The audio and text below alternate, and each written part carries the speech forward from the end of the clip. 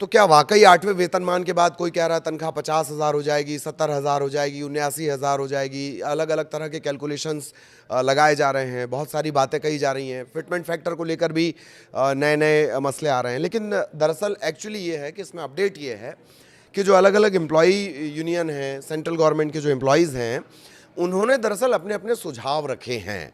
अब वाकई क्या तनख्वाह 80,000 जाती है, नहीं जाती है, ये तमाम चीज़ें डिपेंड करेंगी जो फिटमेंट फैक्टर होगा उसके ऊपर।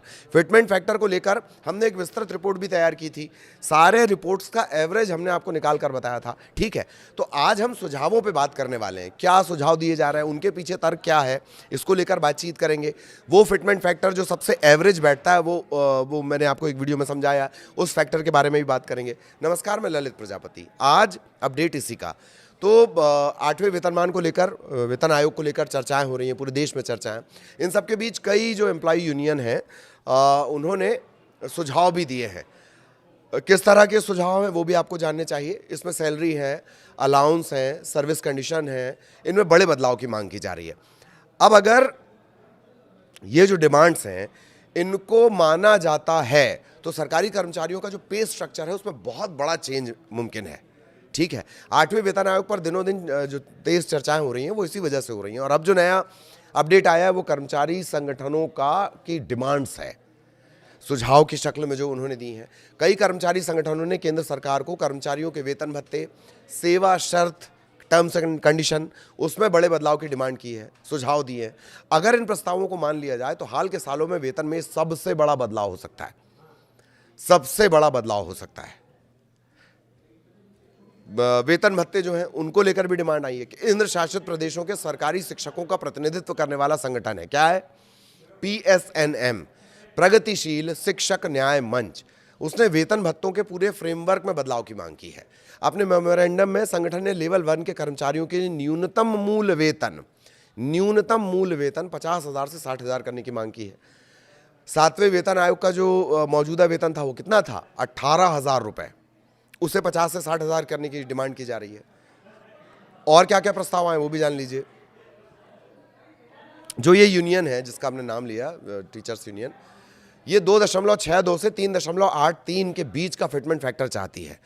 फिटमेंट फैक्टर फिलहाल कितना है? 7वें वेतन आयोग में कितना था? 2.57 था। इसके अलावा ये चाह रहे हैं 6 से 7% की एनुअल इंक्रीमेंट की भी डिमांड है, जो फिलहाल कितनी है? 3%। ये 3% से दोगुने से भी ज्यादा है।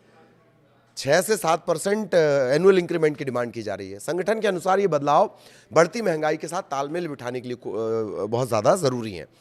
इन बदलावों के चलते आय में सही मायने में बढ़ोतरी सुनिश्चित करने में मदद मिलेगी। अच्छा, जो PSNM है, जो संगठन है, वो कुछ स्ट्रक्चरल रिफॉर्म की भी सिफारिश करता है। ठीक, कि भाई थोड़ा सा स्ट्रक्चर जो है उसमें ही बदलाव होना चाहिए, मतलब एक ही ढर्रे पर नहीं चलना चाहिए। जैसे एग्जाम्पल क्या? महंगाई भत्ता जब 50% तक पहुंच जाए तो उसे मूल वेतन में मिला देना चाहिए और DA के कैलकुलेशन को उससे और ज़्यादा सटीक बनाया जाए। जैसे 58% DA था, 7वें वेतन आयोग की बात कर रहे हैं, फिर सरकार ने अभी अप्रैल में ऐलान किया वो 60% पहुंच गया। इनका कहना है कि जैसे ही 50% पहुंचे आप उसको बेसिक सैलरी में जोड़ दो।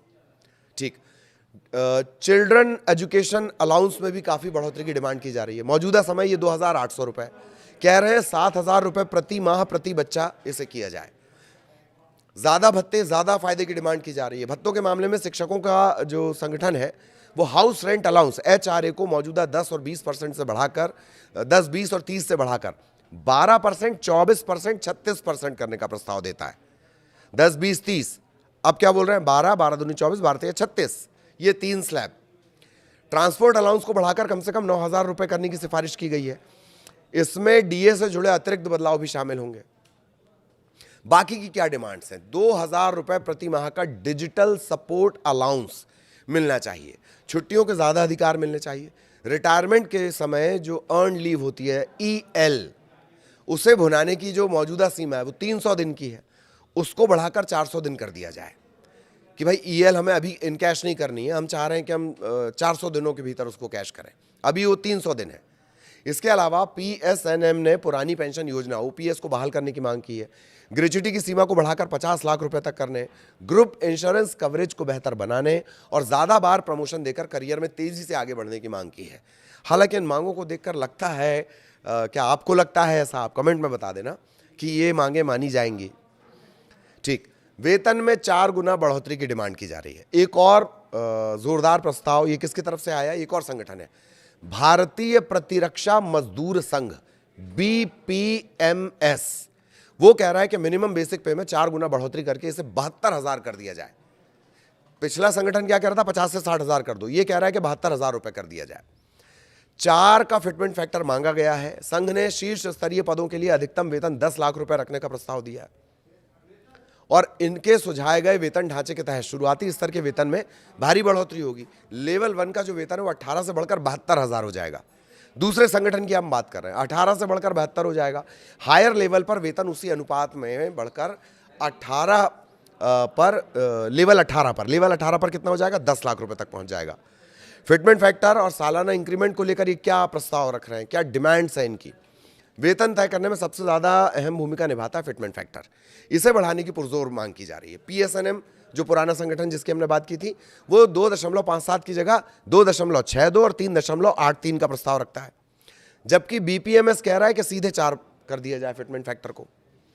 इसके जो अलावा जो है सालाना इंक्रीमेंट को मौजूदा 3% से 2 गुना किया जाए और 6 से 7% इसे कर दिया जाए। संगठनों का कहना यह है कि बढ़ती महंगाई और जीवन यापन की लागत को देखते हुए आय में ये बढ़ोतरी बेहद जरूरी है।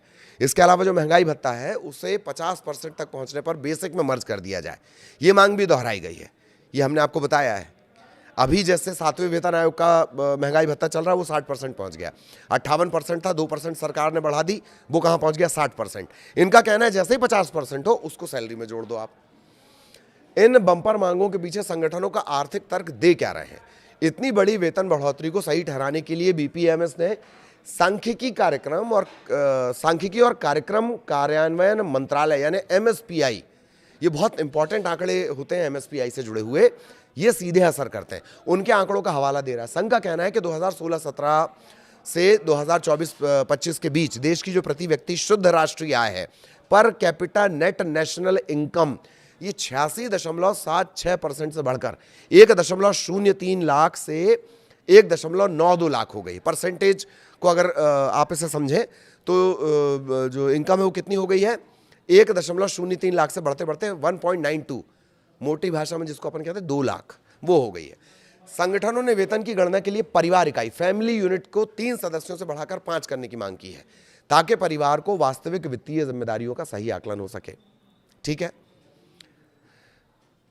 3 माता पिता बच्चा, ये कह रहे हैं कि नहीं इसको 5 किया जाए, 2 लोग और इसमें ऐड किए जाएं, 5 के हिसाब से ये कैलकुलेशन होनी चाहिए।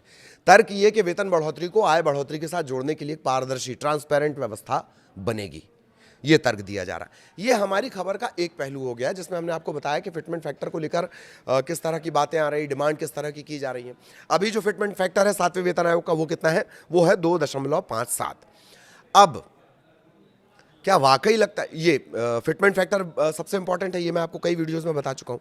एक और महत्वपूर्ण बात जान लीजिए कि जो फिटमेंट फैक्टर है उसका सीधा असर, ये जो सैलरी बढ़ाई जाएगी, भत्ते बढ़ाए जाएंगे, इसका सीधा असर सरकार की सेहत पर भी पड़ेगा। सरकार की सेहत को, आर्थिक सेहत को भी देखना बहुत जरूरी है। फिस्कल डेफिसिट पर इसका असर पड़ता है और उस असर के चलते क्या वाकई ये जो लंबा चौड़ा डिमांड की जा रही है वो होगा 50,000 से 60,000 सैलरी लेवल 1 की, या 72,000 सैलरी लेवल 1 की करने की बात की जा रही है, तो लेवल 18, 20 तक जाते जाते क्या हो जाएगा, लाखों का वेतन हो जाएगा। ठीक है, तो अब अगर एवरेज की बात कर ली जाए, कुछ दिनों पहले जो हमने वीडियो बनाया हमने उसमें तमाम चीज़ों को, सरकार का क्या स्थिति है, वित्तीय स्थिति कैसी है, क्या वो फिटमेंट फैक्टर हो सकता है, अलग अलग जो रिपोर्ट थी, चाहे वो मीडिया संस्थानों की रिपोर्ट हो, चाहे वो बैंक से जुड़े रिपोर्ट्स हों, आर्थिकी से जुड़ी रिपोर्ट है, उसका अगर एनालिसिस करने के बाद एक एवरेज निकाला जाए तो वो फिटमेंट फैक्टर 1.89 के करीब करीब पहुंचता है। उसके हिसाब से हमने कैलकुलेशन भी आपको बताए हैं कि वो सैलरी को करीब करीब पहुंचा देता है 43,000, 18 को वो 40 से 43,000 पहुंचाता है, 1.89 का फिटमेंट फैक्टर, और ये कॉमन पड़ता है। 2.57 का जो फिटमेंट फैक्टर दिया गया पिछले बार 7वें वेतन आयोग में, वो बंपर बढ़ोतरी में से एक है। लेकिन एवरेज अगर देखा जाए, जो अलग अलग अनुमान आ रहे हैं, यहाँ तो डिमांड जो की जा रही है वो 2.5 से 3 करने की जा रही है। एक संगठन तो कह रहा है फिटमेंट फैक्टर को 4 कर दो, लेकिन फिटमेंट फैक्टर का गणित ये कहता है सबका अगर एवरेज मिला लिया जाए अलग अलग संस्थानों का, जैसे पॉलिटिक्स में आप सुनते हैं पोल ऑफ पोल्स, तो ऐसे ही रिपोर्ट्स ऑफ रिपोर्ट को अगर देखा जाए, उसका एक एवरेज निकाला जाए तो वो 1.89 1.90 के आसपास फिटमेंट फैक्टर पहुंचता है, और उसके हिसाब से लेवल 1 की सैलरी पहुंचती है 43 के आसपास, जो अभी तक प्रैक्टिकली सबसे करीब लगता है। अब क्या इस पे होता है, सरकार इन सुझावों को मानती है नहीं मानती है, क्या फिटमेंट फैक्टर तय किया जाता है, क्या स्ट्रक्चर में भी कोई तब्दीली की जाती है, इसके लिए तो भाई इंतजार करना होगा। आगे भी जो अपडेट होगा वो हम आप तक पहुंचाएंगे। नमस्कार।